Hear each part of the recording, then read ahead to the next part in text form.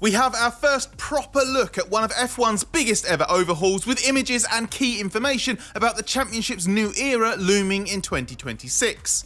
The first official images of the next generation of cars have been revealed by the FIA, along with a load of new info on what they will and won't feature, which all adds up to what FIA single-seater director Nikolas Tombazis calls a moderate revolution. But it's not just the cars that will be new. They will be paired with enhanced hybrid engines that create a near 50-50 split between power from the internal combustion engine and the MG UK, when at the moment that split is more like 80-20.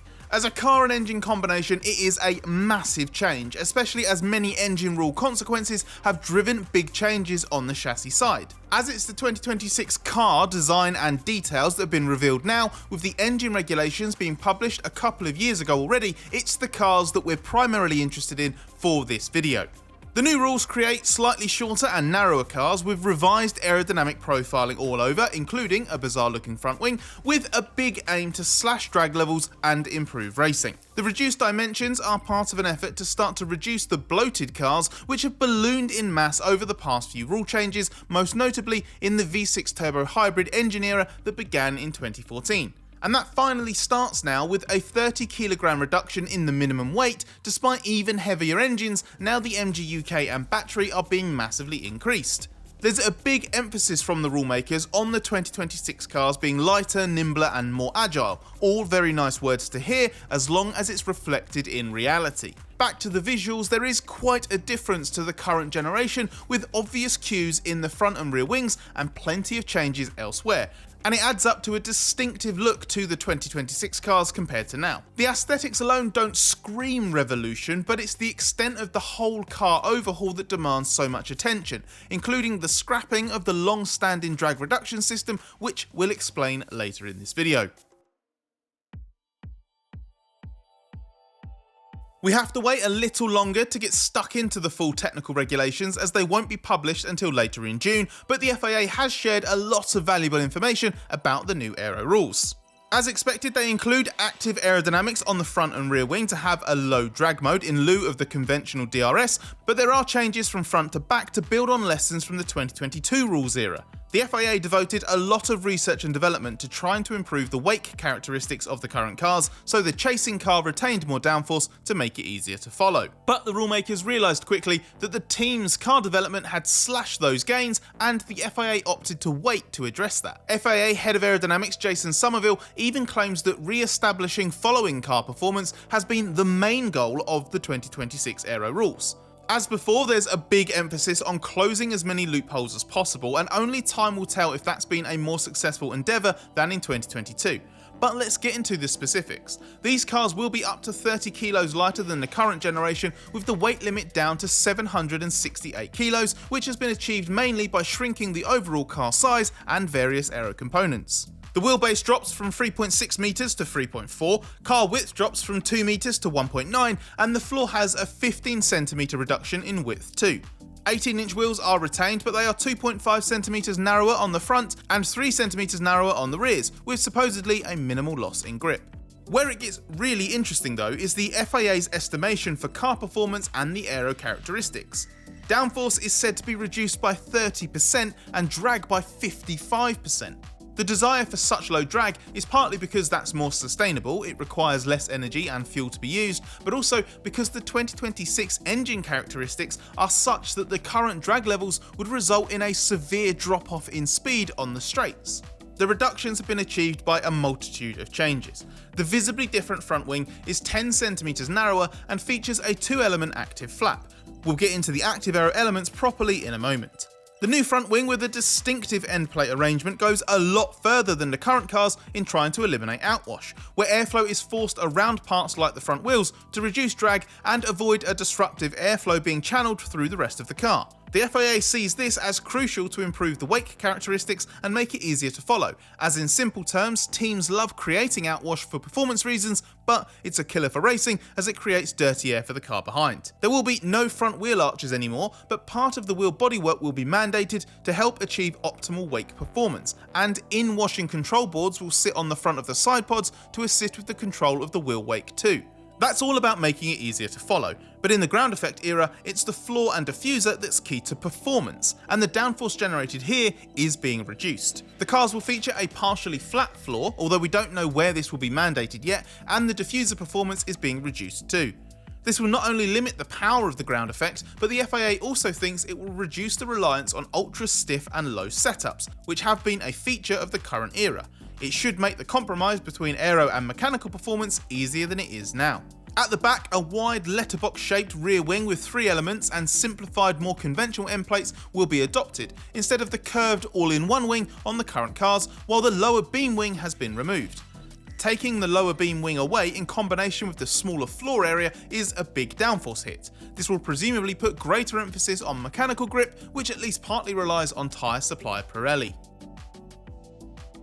A massive feature of the 2026 rules is that the DRS as we know it is being dropped, which purists might want to celebrate, but new overtaking aids are being created in its place. The DRS has been a controversial staple of F1 since its introduction in 2011. Too often it's been overpowered, creating easy drive-by passes as the chasing car gets a big straight-line speed boost and the defending car is left powerless. But it has survived various rule changes because ultimately it was felt necessary to have something to assist with overtaking, almost by way of insurance. The plaster's finally been pulled off though. In its place come 2 new innovations, a manual override system which is an engine push to pass type aid in a very specific high speed range, and active aerodynamics. Active aero is key to this, but it also merits its own full explanation, which we are getting to. In the context of no DRS though, for now you just need to understand that the new cars will be so low drag that there isn't really any benefit from the DRS as it exists now.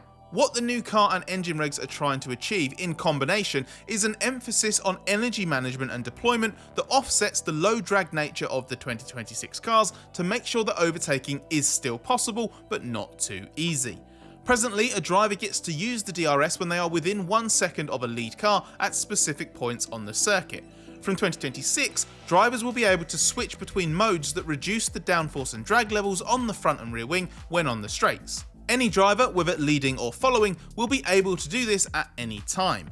So a low drag rear wing will be used by default on every straight by every car because less drag means using less energy, but also a higher top speed means recovering more energy when braking. We can literally hear you asking the obvious question: how can there be any overtaking if all cars are in low drag mode going super fast down the straights? Well, this is where the manual override function comes in. For 2026, once a car hits 340 km/h, the MG UK deployment will taper off. But the override option will give drivers access to more electrical power for longer, if, as with the current DRS, they are within an as yet unspecified distance of the car in front. When the override is active, the MG UK will keep deploying the maximum 350 kilowatts of power past 340 km/h up to 355. What we still don't know is how long the override function will last, or how many times a driver can use it per lap or per race. Nobody seems to do cringy names or acronyms for things quite like F1, and so it is with how the FIA is distinguishing between the 2 drag modes available with the new for 2026 Active Aero. Enter X mode and Z mode, which just makes us think of Twitter, although Liberty Media is not quite at the point of demanding radical plans to alter car settings via social media. We explained above how everyone's going to have access to the low drag mode whenever they want, as long as it's in a predefined point of the circuit, so let's explain it properly. Z mode is the standard setting. This will be the higher downforce configuration each team picks to go as quickly as possible through the corners, and will be the aero setup the car has for the majority of the lap. X, formerly Twitter mode, and yes, that's the last time we'll make that joke, is the low downforce configuration. It'll put the front and rear wings into a low drag setting for use on the straights. The FIA says that compared to the DRS now, the 2026 rear wing will have more moving elements, moving to a greater degree. And to be clear, the reason the front wing will change as well is just to manage the aero balance, so there isn't a lot of front downforce at a time when there's basically no rear downforce. If that was the case, then any car trying to move out of the slipstream of another would risk spinning out of control. The low drag X mode will be activated on defined zones around the track regardless of how close the driver is to the car in front. Then as they approach the braking zone, they'll switch back to the high downforce mode. That can either be driver controlled or via brake pressure, so just like the DRS now, touching the brake would automatically switch back to the high downforce setting. We hinted before that the way the aero and electrical power work together in this way is interesting.